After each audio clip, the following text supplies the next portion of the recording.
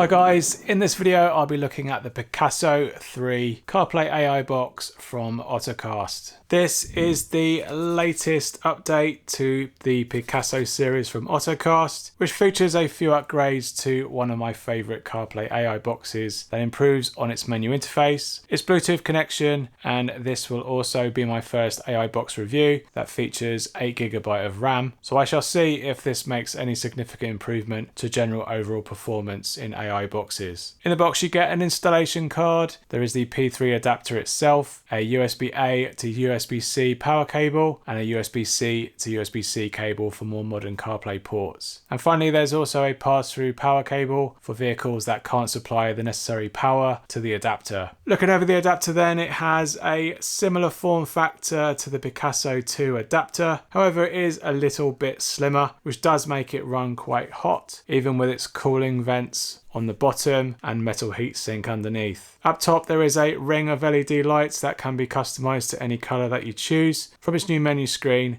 and you can also select from a few color changing animations too. There's a USB-C port on one side to power the adapter. Alongside it is a flap that uncovers the SIM and SD card slot, and on the other side we have a mini HDMI port for a mini HDMI cable to be inserted into.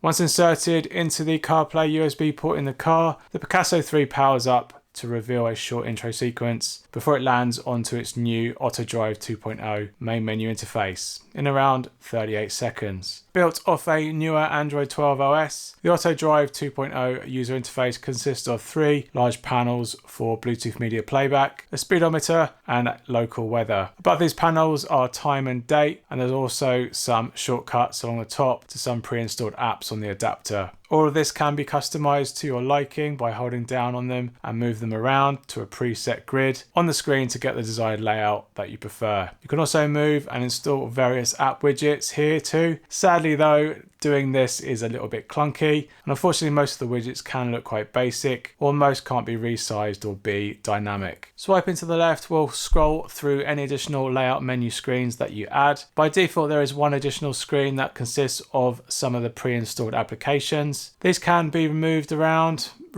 or you can just delete the whole screen altogether. Swiping upwards will display a grid of all the apps that come pre-installed on the adapter, as well as those that you later download and install yourself. There is a persistent side dock which can be removed and replaced with a floating menu button. The quality of the dock icons were quite low and blurry, so this reduces the overall visual impact that you get from the new main menu. From this side dock you can access the full app list screen again, toggle the control center to access frequently used functions, go back within a currently running app, and exit back to the main menu home screen. The new control center gives you a quick access to Wi-Fi, Bluetooth and clearing memory, casting HDMI, and you can also view the adapter's memory, GPS and CPU stats. And you can also exit back from the car system from here too. Holding down on some of these options will open up their settings screens, making it quick and easy to switch devices or toggle between Wi-Fi hotspots. The Picasou 3 comes with all the pre-installed apps that you've come to expect with these CarPlay AI boxes, from apps such as YouTube, Netflix, Disney+,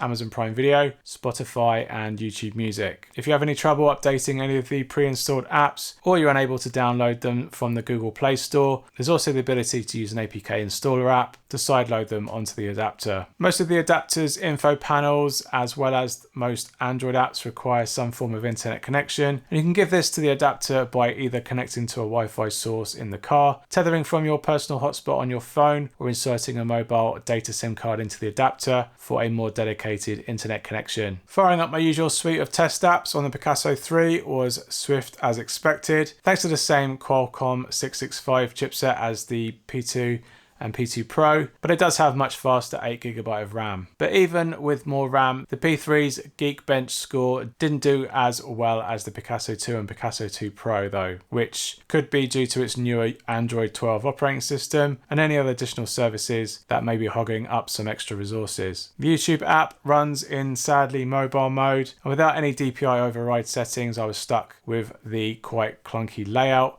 which makes it much harder to browse content. Audio sync with the video was quite noticeably behind, which is okay for casual watching, but generally I've seen YouTube perform much better on other adapters. Over on the Netflix app, I encountered quite a major issue where videos only played its audio over a black video screen. I did try installing newer APK from a mirror site, but I couldn't overcome this problem. There's a dedicated Splitscreen app that creates shortcuts to two apps that you wish to regularly launch side by side. You can have this launch at startup or at the press of a shortcut on the home screen. Split views can be dynamically adjusted, and it seems overall a lot more robust than some others that I've tried. Overall though, apps launch sometimes faster and sometimes slower than the other AI boxes, but I found the P2 and P2 Pro were more consistent with their launch speeds than the P3. Gaming on the P3 is improved, mostly with its faster launch times due to the extra RAM, and I was able to pair both remote and Xbox controller to the adapter, so navigating from afar or having better control in games that support them is a nice addition over the P2 and P2 Pro, which only supported the Bluetooth remote. When using a second source of Wi-Fi or SIM card, you can run both internet-based Android apps alongside wireless CarPlay or Android Auto simultaneously, but if you tether from the same phone that you use CarPlay or Android Auto on, then you'll need to remember to toggle the Wi-Fi option on or off in its menu screen, or if it's quicker to do so from their control center. In the multiplayer app, wireless CarPlay has some very basic settings, and it was hit and miss to try to connect to the adapter. When it's successful, it took between 26 and 43 seconds from pairing into Apple CarPlay. Touch input was okay, but it did show some lag in just various swipes as well as touch input, and this was confirmed after checking its Wi-Fi specs, which were a lot worse than the P2 and P2 Pro adapters. Android Auto continues to struggle on this series of adapter. After a few attempts connecting, Android Auto can launch as fast as 7 seconds, all the way up to 26 seconds from initial Bluetooth pairing. Once connected, I encountered the same lower resolution on my Google Pixel 5, even when trying higher resolutions in the Android Auto developer settings area, a common problem I encounter with a lot of these AI boxes. Otherwise, Android Auto ran okay, similar to the P2 and P2 Pro adapters, with the usual slight increase in delay and performance over wireless CarPlay. You can also connect the P3 to an HDMI display in the car, an HDMI desktop, monitor or TV screen, and mirror the adapter's content to a second screen. Its video delay wasn't too far behind, and it's a nice way to cast content onto other displays in the car if you've got that ability, or simply use it as a media streamer on a bigger TV screen whilst using a connected Bluetooth remote or game controller. I did encounter a major bug on the P3 where the adapter would only output all of its audio on the voice and narration audio channel after I first connected the adapter to an external HDMI monitor.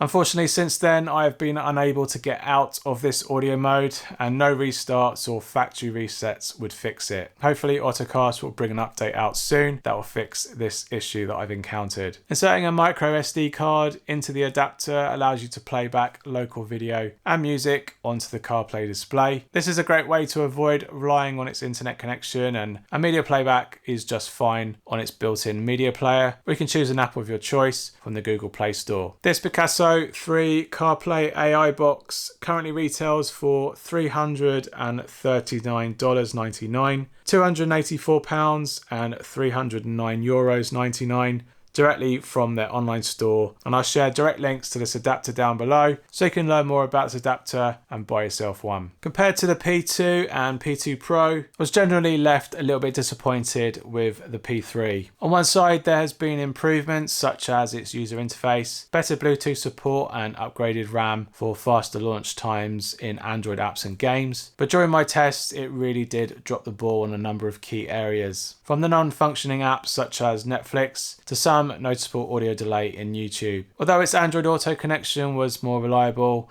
as long as you remember to turn Wi-Fi off. Its visual quality is much lower than on the P2 and P2 Pro. Boot times of CarPlay and Android Auto were not as consistent and were sometimes much longer, and it didn't benchmark as well as the P2 and P2 Pro. So overall, Ottocast hasn't really made much of an update to the Picasou series in the same way that the P2 did over the original P1. It's more evolutionary than revolutionary. And when you factor in its rather quite high price tag now, if these upgrades bring some value to you, then maybe check the P3 out. But I would give it some time so that they can iron out these bugs and issues that I've encountered. Otherwise, you can get by well enough with their now much cheaper Picasou 2. Alright, thanks for watching, and I hope you found this video helpful. Give us a thumbs up if it has, and comments are always welcome if you have any questions about the Picasou 3 from Ottocast. Thanks for watching, and I'll see you in the next one. Cheers.